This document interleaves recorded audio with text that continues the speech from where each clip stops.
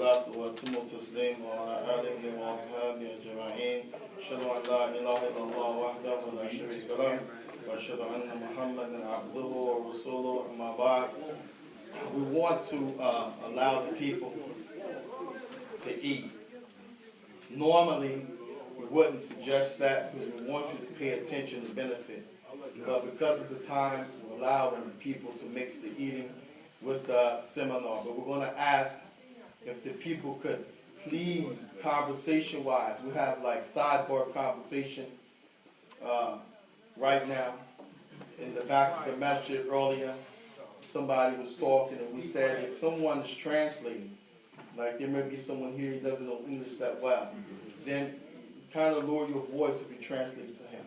If you have a phone call or something, if you could take that, outside preferably, because voice is careful. And it's just like the salat. The one who's speaking can't concentrate if the people are doing a lot of talking. So they could get their food without a lot of conversating. And really, this is from the issues of seeking ilm. With all of this, we got to go over because it's not just you come and you learn and you lay back, because you're tired or, you're strolling on the phone and you're talking. You say, well, I'm in a lesson. No, this is not like being in college or a retreat. This is ilmiya. This is shara'i. This is knowledge that Allah told you to seek. And anytime Allah tells you to do something, He's going to give you protocol, rules, regulations, the hows not. So this is Tabaraka wa Ta'ala. Please bear with me by keeping the voices down because it will distract, and we ask Allah subhanahu wa ta'ala for His help. We plan to take these 2 points for break for Maghrib, and then we'll come back, enjoy your food for the body, make sure we don't lose the food for the soul. The question was asked, is in reference to marriage again, but we want to take these next 3 points, and I'll answer that question because there is a place for that. The thing I wanted to mention with regards to the next 2 points for Maghrib, we already talked about the 5 categories of marriage. Who can tell me those 5 categories? The marriage falls in one of these 5 categories for each individual. Wajib, number 1. Zakal al-Khayr. Mubah. Mustahab. Haram. Wa? Makruh. Zakum khayr. Give me an example of zawaj, wajib. Give me an example will be wajib for somebody. Has to get married. One who's scared that he's going to fall into sin and zina. It's going to fall into sin and zina. Okay, that's kind of in English real bland. I mean, because everybody can say, I'm afraid I'm going to fall into zina too. I'm afraid you know what I'm saying? I mean, we're not like loose dogs. You know what I'm saying? When they're in heat in the season when they're not in heat. It was not just sex. Some people have a stronger appetite than others, male and female. But the point is, you have to live. Marriage is a union for living. You have to eat, have to interact, have to look out for one another. And part of the interaction has needs. One of the needs is, as we said, the need to have and bear children. So that's one of the asbab an-nikah. طلب أولاد صالحات طلب أولاد صالحات to try to obtain righteous children. Okay, someone can have children, but her body works. She has the menses, she has a sex drive, but she can't get pregnant. She keeps trying. Some people try for 15 years before they got a kid. It's up to Allah. They were in their 40s. How about that? You know what I'm saying? So that is the issue that we just left. The next issue we wanted to deal with is that marriage is a source of having provision come to you. Many people think if I get married, I'm not going to have provision because I got to kick out money for more bills, more people. But it's the opposite. Marriage is one of the ways you get provisions to you by Allah. And the second thing I want to deal with for Maghrib, can a person, as we're talking about the 5 categories and reasons for marriage, can a person just say, I'm not going to get married at all and just stay single? The issue as it relates to the latter, if that person is just going to remain alone and they have the ability to get married, meaning physically the private part works. They're not impotent. They're not a person who's, so depressed they can't, be into a relationship. Mentally, physically, they're sound to be married. And they have wealth, talking about the man. Mm-hmm. But he just don't want to be married. He cool with being alone, going home, being single. They said for that man, it becomes mustahab to get married. It's recommended. Mm-hmm. Why? Because he's lonely. Even though he's not lonely, he's living a life by himself. Rasulullah, he said, "Shaitan aqrab ila ماذا واحد من الاثنين كما قال." Shaitan is closer to a person who's alone than a couple. If you're by yourself, Shaitan is going to be whispering, doing this, that. He might conquer you. But if you have a mate to help you, then Shaitan will be further away from you. So that's what they said for that one. Again, لا يخشى على نفسه من الزنا. Number one, he's not afraid he's going to fall into sexual intercourse. So that means he doesn't have a crazy libido. He doesn't have a crazy sex drive. Because if he did, he will fall in the category of what? Wajib. So if you have intercourse, he cool. If he don't, he cool. Okay, socially. He can vibe with somebody or not vibe with somebody. So for that person, he's not afraid he's going to fall into zina. He has the physical and monetary ability, but he cool. It's recommended for him. Why? Because a person shouldn't be alone. Now, what if a person doesn't want to get married, he wants to be alone because he wants to exert himself in worship? Is it permissible? Answer. Permissible? You guys can't talk? No. You guys start doing sign language in the dark, right? I don't want to get married. I want to have all my time to read, pray all sunnahs, nawafil, extra prayer, pray in the night, make dhikr, make umrah. I don't need no wife. Can I do that? No. Why not? He's not part of the sunnah.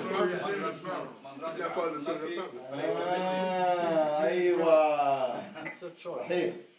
وَمَنْ رَقِبَ عَنْ سُنَّتِي فَلَيْسَ مِنِّي أَيْوَا.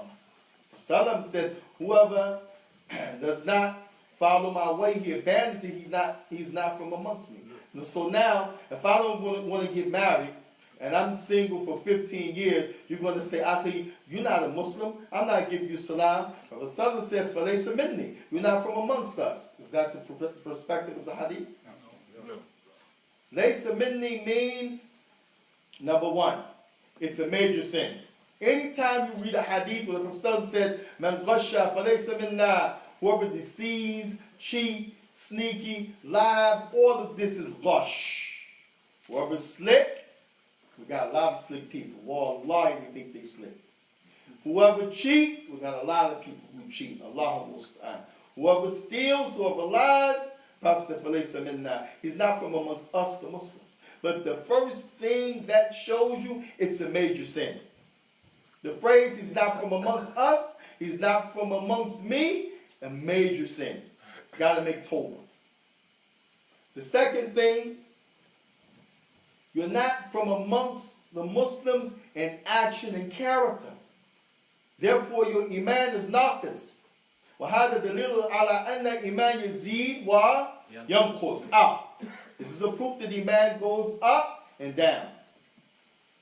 رَدًّا عَلَىٰ أَهْلِ الْبَاطِلِ, as a refutation against the people of falsehood who said iman doesn't fluctuate, it doesn't increase and decrease.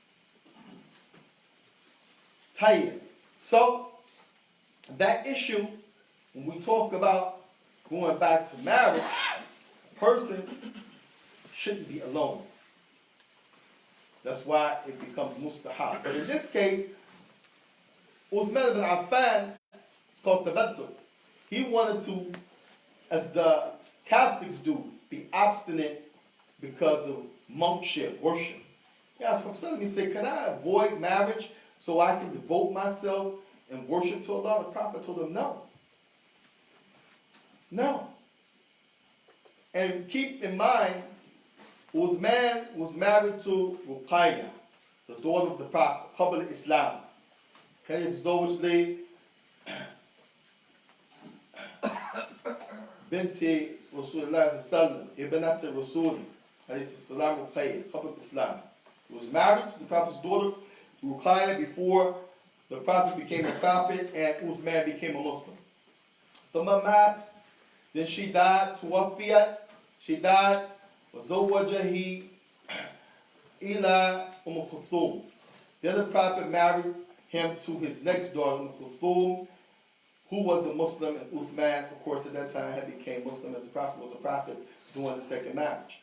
He told him, knowing him, no, you can't stay away from marriage just to get close to Allah. So, A and B. If a person wants to never get married, Shaikh, because you asked this question, number one, is he afraid that he might fall into fitna? If the question is yes, he got to get married. If he's afraid he may fall into illegal intercourse, has a high sex drive, he can't lower his gaze, he got to get married. If he don't have no high sex drive, he cool without a lady, he ain't looking all over the place, because that looking builds your desire. Mm-hmm. It heightens the shahawat. Mm-hmm. You can have a low sex drive. If you look at this stuff, by nature, you're going to want to do something. Mm-hmm. That's how Allah made you. You can have a low sex drive. If you're watching pornography, may Allah protect us from pornography. I mean, a fitna. Used to be out to go in a newspaper stand and look around, see if anybody looking. Put the magazine behind the Wall Street Journal. You don't want nobody to see you. This is khabib. Then you pick it. Playboy, Hustler, this, all the filthy names.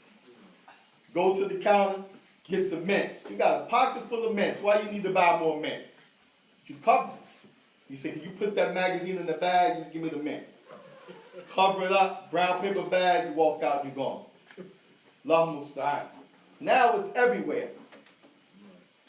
But the more you look, the more your desire it goes, even if you have a low sex drive. So if that person is not in danger, and he has the ability physically, monetarily to get married, but he doesn't want to, let pass. So as long as in fitna, he's safe from fitna. He's safe from a zina. But if he wants to stay away from marriage to increase in worship, no. Because this is imitating who? Aywa. وَمَنْ تَشَبَّهَ بِقَوْمٍ فَهُوَ مِنْهُمْ. Prophet said hadith of the Ummah, whoever imitates the people, he's up there. Okay, let's take this hadith. The Prophet said he's up there. And the other hadith said, فَلَيْسَ مِنَّا. He's not from amongst us. He's from amongst them. This means either totally, you'll keep going until you be amongst those people. You'll believe like them. Or you'll like them because you're doing the actions like them. Similarly, you're not from us, meaning the Muslims. You're not doing the action of the Muslims. Every time you do an action of bid'ah, you leave the sunnah. But if you do too much bid'ah, depending on what type of bid'ah, yukhrij an al-millah, you can leave Islam. Like making the companions kafir. That's the bid'ah that takes you outside of Islam. If you say Abu Bakr, kafir. Uthman, Yahudi. Umar, Shi'i. وأنت ليس بمجنون وتعرف ماذا تقولون فأنت والله بنص صريحا من كتاب السنة والإجماع كافر. You become a kafir by the Quran, by the Sunnah, and the consensus. If you saying, you know what you're saying, and you mean it. But it's a bid'ah. Well, the Rasul said, فَلَيْسَ مِنَّا, it doesn't mean you automatically are non-Muslim. You're not from the Muslims in character and action. But you can keep going until you're not from the Muslims in belief as well. And like when the Prophet said, when he said in other hadith, for who are men whole, he's from amongst them, whoever imitates the people, it's the same way. Either partially or totally. Partially because of the actions that you do, that's like them, you imitate them, or because you went all the way. Now, so that Prophet prohibited with man to stay away from marriage just for having more devotion and time and worship. As for the things that are from the reasons that you should get married, we said this last point, and then we'll break for the Salat Ta'ala, is increasing of your risk. Ta'ala, and the scholars also use this as a proof that marriage is mubah, not wajib. It's allowed. They said, the ayah wa Tabaraku wa Ta'ala, he said, وَأَنْكِهُ لَأَيْمَا مِنْكُمْ وَالصَّالِحِينَ مِنْ إِبَادِكُمْ وَأَيْمَا إِنْ يَكُونُوا فُقَرَاءَ يُغْنِهُمُ اللَّهُ مِنْ فَضْلِهِ إِنَّ اللَّهَ وَاسِعٌ عَلِيمٌ. He said, Allah Azza wa Jal in the beginning command for him, وَأَنْكِهُ لِأَيْمَا, and marry those people who are from amongst your orphans. وَالصَّالِحِينَ مِنْكُمْ مِنْ عِبَادِكُمْ, and the righteous from amongst you who are worshippers from amongst you. وَإِمَائِكُمْ, and your slaves. It's known in society, people who are slaves, past and present, looked down upon. And the one who owns the slave, it's not binding on him to marry her. So why did Allah include them in the ayah? Because it's wajib. I got to marry my slaves. I got to marry my servants. No. Because it's something that is better than illegal intercourse. It shows the loftiness, to zawaj, the greatness of marriage, and it also shows the hukmuha mubah. It's allowed. Allah didn't just say the orphan who's a Muslim and the worshippers who are righteous from amongst you. He included the slaves during that time. The change from a concubine to a wife. And then Tabaraku wa Ta'ala, Ashad bin Hada, the highlight here is the risk. Allah said, In yakunu fuqara, if you be poor, what to show you? The asl for zawaj, you gotta have the physical ability and something to give. Allah said, if you be poor, yuknihum Allah alaf ithnain. Use that dual. Allah will give both of them min fadli, from His provision. So marriage is the way to come up. Again, my wife said last night, I heard you when you mentioned the rodeo, I had to rewind the tape.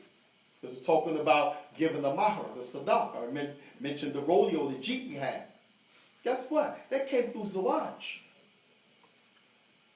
I was an imam at that time, and I could have been imam single, but guess what? I wouldn't have went to no Asheville being straight with you if I didn't have no wife. That was part of being married. You see what I'm saying? And many things happen. You know, you could do this and that, but you gain your risk through marriage. Same thing, children. Rasulullah, he said in the hadith, Bukhari, Muslim, and others, وَلَا تَقْتُلُوا أَوْلَادَكُمْ كَشِيًّا مِنْ أَمْلَاقٍ. Allah mentioned in the Quran, pardon me. I meant to say the hadith is similar. Allah said, don't kill your children fearing from poverty. But suddenly said, وَلَا تَقْتُلُوا أَوْلَادَكُمْ خَشِيًّا أَنْ يَتَعَامَ مَعَكُمْ كَمَا قَالَ. And don't kill your children fearing that you don't have enough to share with them while you're eating from that food. Why I tell you that? Because you're going to get some risk with that child. Each child comes with this risk. If you get a wife and she has the baby, know that 4 things are written. That baby is either going to be alive when she delivers it or stillborn. Because when the baby is alive and dies, it's written. The wealth of that person, how much you're going to get to the time that they die. The age in which they're going to die is written down, and whether that person is going to be shaqiyan al mada, Sa'id, nasallahu naj'alna min as-sa'idin. Ameen. It is going to be wretched in the fire and wretched in this life, or happy in this life with the deen of Allah Tabaraka wa Ta'ala, and ultimately happy in the hereafter in Jannah. May Allah make us from the latter. Ameen. So your risk comes through marriage and children and obedience. And this is obedience. Just like your risk is depleted from disobeying Allah. Whether it be not your pocket, but your health. I mean, the people, they making zina, and they got plenty of money, but their health is bad. Because they're running, and then this one he got AIDS, and this one he got gonorrhea, this one he got herpes.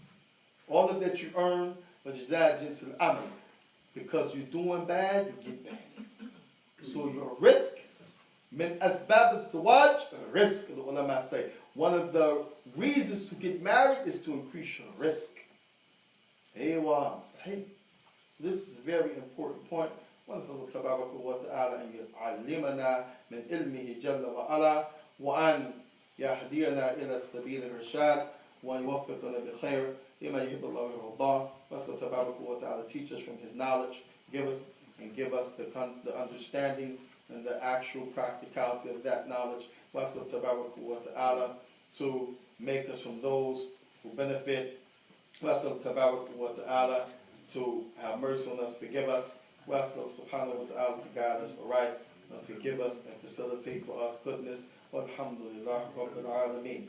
We'll come back after Salat al-Maghrib. Wassalamu alaikum wa rahmatullahi wa barakatuh. Oh, Isha, sorry. Isha, I'm tired. We're not praying 6 Salat, almost time. Salat al-Isha. I stand to be correct. Tell you, I'm going to take some questions the Imam said a couple of more minutes before Salat al-Isha. I'm tired. When I come on these trips, the night before I don't sleep well. This has been my practice even when I can see, but more so now since I don't sleep well. I'm up in dhikr making salat. It takes me a long time to pack. Imagine you're blind. You got to pack. And I have a wife, she can pack for me, but sometimes your wife, just like with kids, she's busy. Maybe she's in the bathroom. Maybe she's sick. Maybe she's doing some other stuff that's an obligation. You say, well, let me get my thoughts together. I'm blind now. My arms are not broke. I'm not a slave master. She's a slave. I got to do my part. So I get my stuff. But imagine, you pack in a bag, you can't see. You know what I'm saying? You got to, get your socks, your underwear. Weather was changing in the south, but it was also changing here. So I had to pack. And then, I'm up and praying, and you can't sleep well because you concentrate on the trip. If I go to sleep and wake up late, my ride is coming, all of that. Then when I get to the destination again, I don't have hundreds of books, although I have a library. And I have some people that read from me from time to time. But most of my studies is by listening. So all that you got to imagine, how many hours I have to listen to an audio book and rewind and, cut the voiceover off to navigate it, cut it back on to see where it is. Oh, is that the chapter? Listen, oh, that's the hadith. No, that ain't the hadith. Go to YouTube, find the talk, the method of the book somebody's reading, or somebody explaining it. I'm going to have to listen for 8 hours to get one chapter. I'm going to have to listen for an hour to make sure what he's saying is what he's saying. It takes work. So I'm not like, on a beach resort. So even though I'm in the hotel room, I got to do all of this to give y'all food on the plate. You see what I'm saying? So I'm tired. I'm a little bit, that's why I'm stumbling my words and keep saying Salat al-Maghrib, but it's Isha. So please forgive me for that. Sheikh, I have a question. Abdul Rashid. Yes, Abdul Rashid. I'd like to know what's the ulama ruling in regard to, I'm going to keep it on myself, me, myself, and I. We got to keep it short, though. And okay, I'm going to keep it short. I got to keep it short. Again, I'd like to know what's the correct ruling on this. I was Islamically married to a non-Muslim woman, Yes. all right, who from a totally different culture, Okay. all right.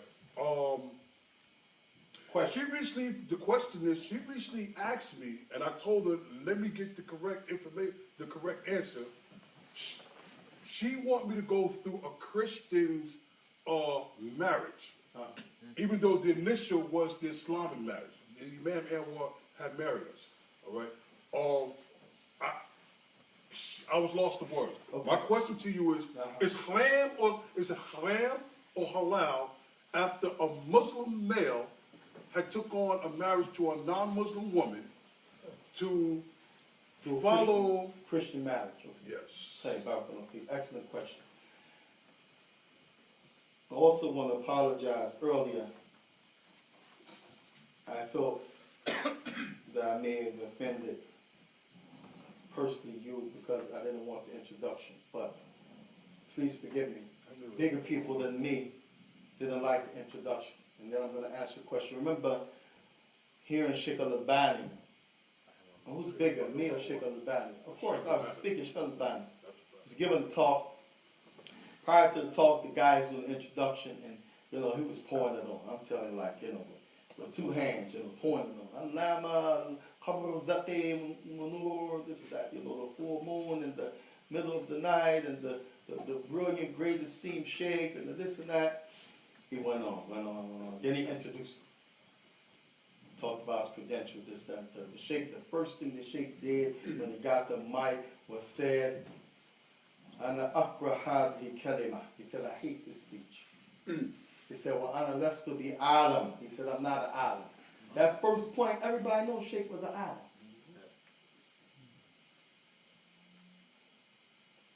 But he didn't like the praise that came along with that brother about him. He said, wa ana lestu bi illa makana ashabi rasulullah talaba ilm. He said, I'm not anything more than what the companions were to the Prophet, just a student of knowledge. Now we know the Shaikh is an alim. Then he started crying. Because he didn't deserve it. He didn't deserve to be put on a pedestal like that. So, wallahi, I didn't mean no harm, please forgive me. And if it's like at the beginning of the program, the first day, Imam Anwar wants to do something, this is the Shaykh, we bring him this and that. Real brief. I even asked him, don't mention all my teachers. He studied with 1, 2, 3. I mean, I got a list of ulama and books, but if somebody wanted to feel at ease who we take it from, that's one thing. But as an introduction, I'm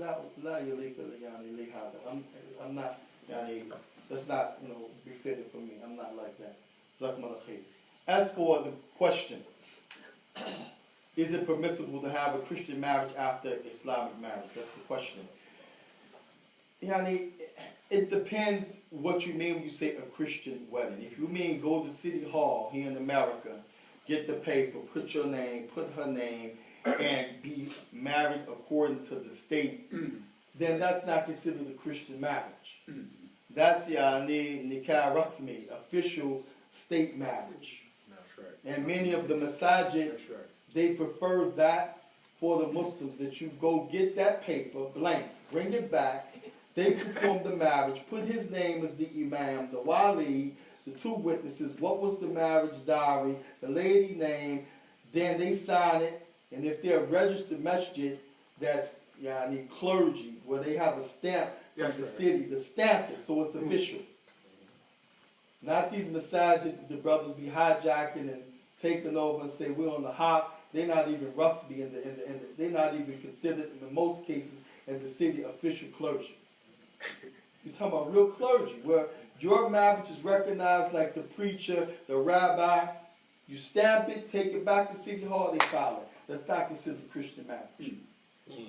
And some people do that, and then the Islamic marriage, which is khutbah al-hajjah, and those same two witnesses, wali, the agreement, the dowry, the lady and the man, bust. That's the Islamic marriage. But if you mean she wants you to go in front of the priest with her, you got 2 rings, you place it on the finger, you say, and the man say, do you take lawfully so and so and so to be your wife? You say, I do. He said, do you take so and so and so lawfully be your lawfully wedded husband? She said, I do. He said, okay. In the state of New York and under Lutheran so and so church, I now pronounce you in the name of Isa, husband and wife. You must now kiss the bride. Haram. Hada huwa haram. And as it relates to the rings, some people, they wear the rings. They have the rings, even from the Muslims. Because they say this is Adat al-Ameriki. This is an American culture. That ring, remember, whoever imitates the people is up there. Tell you, two ways again. Either partially, you like them, or you went all the way. You like them. That ring, not only putting on your finger in marriage is wrong because it's bid'ah and you imitate the Christians, and also that ring has a qa'ida batila kabita fi. It has some filthy, nasty beliefs and concepts tied to that ring. Shirkiyat, batilat, kufriyat, halikat. Shirk manifestation, disbelief manifestation, very destructive morally for what you believe and for your marriage. Because it also signifies when you take it off, are you cheating on me? Why don't you have your ring? The ring signifies how much you love. If you take it off, she's got her ring, you're not wearing yours no more, she's going to start wondering, are you in a love affair? Because the ring signifies how much you love. You have to keep that ring on to show your love. And if you take it off, that means your love must be diminishing for me in your heart. And putting it on solidifies. Yani wuthuqan, that our marriage is solid and you're going to be here for me. Actually, this is shirk. Shirk billahi tabaraka wa ta'ala. Put your trust in the ring. This is just like the people use the rabbit foot. If I got it in my pocket, I'm safe. If I lose it, man, I'm bad. I'm going to be doomed. So this is what's considered Christian marriage. The concept of the ring, wearing it, the way that they marry and so forth. Even if he came in the masjid, if you got in front of him and did all of that, which they have to ask you this and that, and the rings, and say I do, you ain't got no wali. You ain't got to have no witnesses. He could be the only one there, as long as you pay him. And then guess what? Allah musta'an. You're making a zina. If you do that marriage without this marriage, it's a zina. Fornication, adultery. So the marriage is not the paper in City Hall. The marriage is the two rings, what they represent. You wearing them, you believing in that. You let the man tell you the qawaid, what you believe, how you believe, to death do your part. Do you take her to be your lawfully wedded? Do you take her to be your lawfully wedded? This is their khutbah tahajjud. This is their sharia. And then he tell you, you may now kiss the bride. It could be 500 people. You bust a slide, they woo! Allah musta'an, where is this from? So that's the Christian marriage. The paper is another thing. The paper is halal. If she means marry me according to the state, that's not Christian marriage, that's okay. But if she means go do the ceremony with the rings and this and that, and it don't have to be big, then this is the Christian marriage. La yajuz abadan. Allah musta'an. Got another question. Yeah, my question is along pretty Who's much. next first? Here. Okay, Fadl.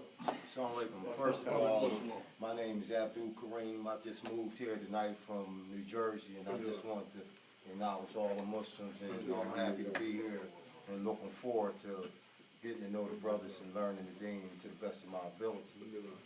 But I wanted to say that I agree with you 100% with respect to what you said as far as the ring is concerned. This is the question? You said you have a question. I'm getting ready to go. But some people are of the opinion that putting a ring on is just symbolic to them being married. And when they walk down the street, if a brother confront them, that ring is supposed to let that brother know she's off limits. What's your position with respect to that rationale?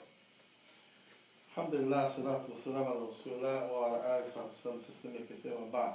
Rasulullah said, "Man tashabbaha biqawmin fahuwa minhum." Whoever imitates the people, he's of them. I'm going to quote that same hadith all night, like Shaikh bin Baz. He keep being asked the same thing about the banks. Clean the toilet. Can I be a teller? Can I be a security guard? He said, La yajuz. He's quoting the same ayah. Work together on righteousness and obedience, and not on disobedience and transgression. So that hadith still applies. If you in society have to show them you married because of a ring, then this is bid'ah. What if I got the ring on and I ain't married? I like it. That's a nice silver wet band. I'm going to rock that joint. I walked it down the street. That mean I'm married? No. Does it mean I'm married? No, the one who asked the question. Abdul Kareem. Does it? No, it doesn't. No, it doesn't. Okay. I'm washing dishes. And I'm just giving an example because, again, I don't wear the ring. I never had the ring. And all of my 30 years of being Muslim and being married and, having children and they're grown and grandchildren and being married with my wife here for 8, 9 years, I never had no ring. I got a ring, for example, though. I take it off from washing dishes, cleaning the house, and I lose it. I'm walking down the street without the ring. I'm a fornicator, I'm adulterer. In the eyes of the people, is that correct? I am? No, I'm just saying. Am I a fornicator or adulterer? No, you're not. No, because of the ring, no. So, our deen is our deen. And some people, they follow ways. Custom sometime are okay, custom sometime are not. If it's an issue that spills over into belief, if it's an issue that spills over into identity, if it's an issue that spills over into that which is clearly contradictory against the religion, then you can't do that custom. The custom that's safe against your belief, no problem, safe against your identity, safe, doesn't conflict with the religion, and we know that from the people of knowledge explaining to us with evidence, then you can take those customs. This is not one of them. But we shouldn't beat up on the people if we see them with a ring. You look over and see the brother with a ring, don't start fighting with him after this. And don't say, Akhi, you're not from amongst us. I'm not giving you salam. Hello. Don't do it. Dean Yusran. Aywa. Dean Aziz. Okay, we got hot sense to make the last one. تفضلوا آخر شيء قبل أذان العشاء. We'll let Hassan finish the last one. I work with non-Muslim, and they often ask why Muslim men are allowed to marry non-Muslim women, Yeah. but a Muslim woman can't marry. The opposite. Non-Muslim. Can't marry them. No. This tough What one, will be too. the response to them? Barakallah feek. Bismillah, salatu wasalam ala rasulillah. Wa ala alihi wa sallam tasliman kathira. Wa ta'awna ala al-birri wa taqwa wa la ta'awna ala al-ithmi wal 'udwan. Work together on what is righteousness and obedience, and don't work together mutually and be associated together with something that's sin and transgression. Which one is dominant? In the animal world, in most cases, there's some exceptions, but the general rule for dominancy in the animal world, which one is it, the male or the female? Y'all sure? Sure. Give me an example. The lion. The lion. Give me another example. Tiger. Hey, Elephant. okay, alhamdulillah. Now, well, there's some exceptions to the rule? Yes. Okay. Give me an example. Which one is more dominant in general? The male or female jinn? Is it the male or the female jinn that's the strongest? More dominant? The male jinn.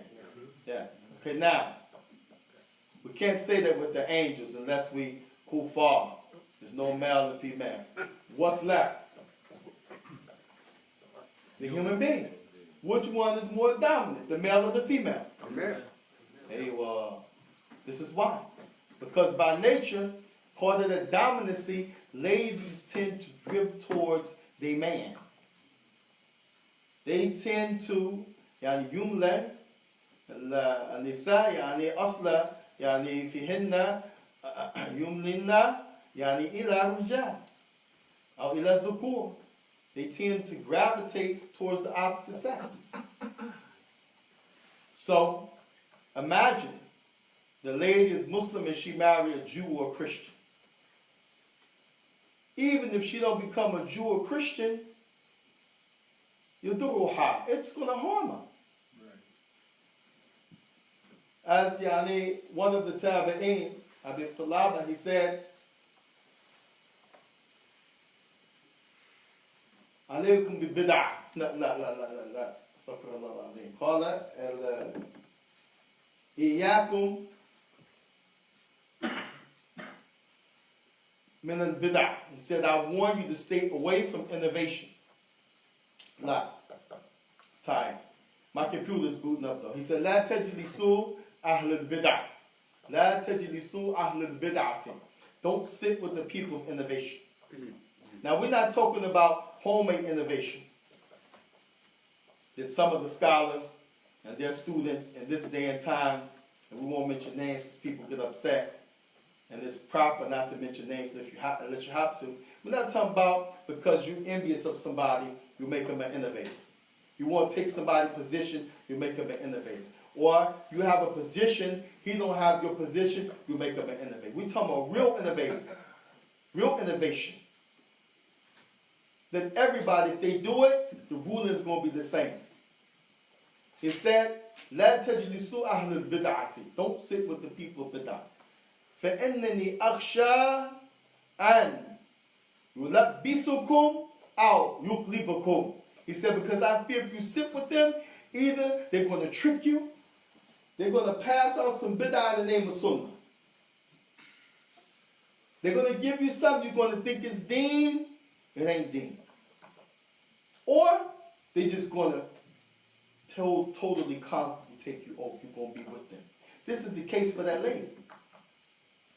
Either she's going to be affected by that man, or she's going to end up being like him. The Prophet he said, "Al-mar'u ala dini khalili."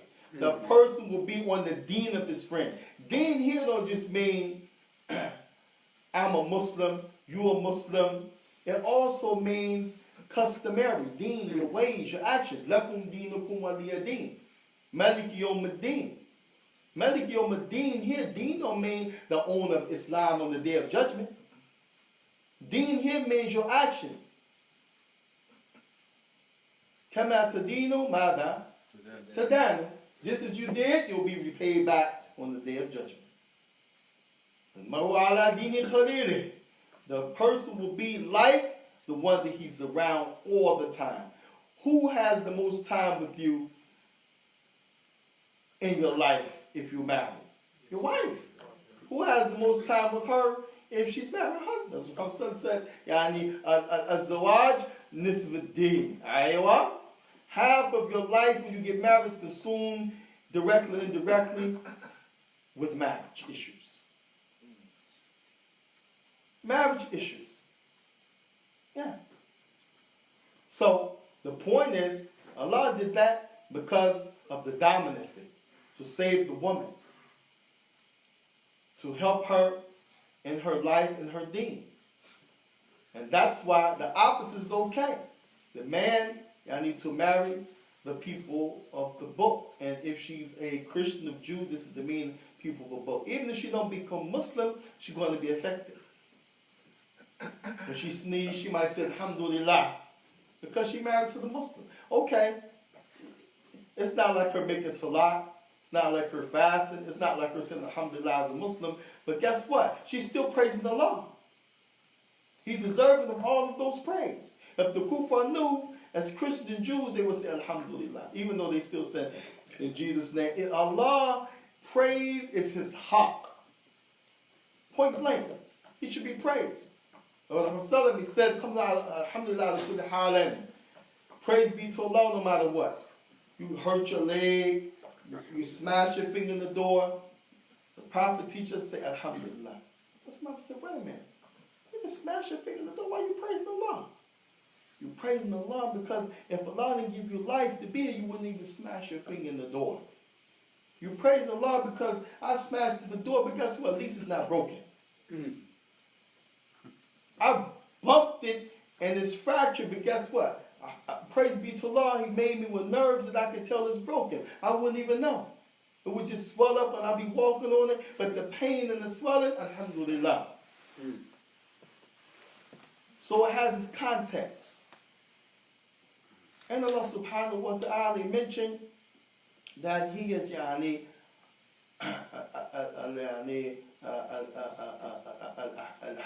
al-Alim. Al-Hakim, meaning there's a good reason, not a bad reason.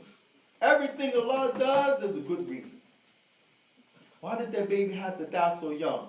Why did God do that? Believe me, it's a good reason. If you never know, if you don't uncover it, you can't figure it out, it's a good reason.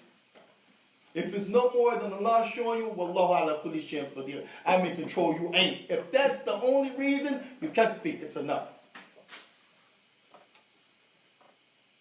Al-Alim, Sighatul Mubalagha.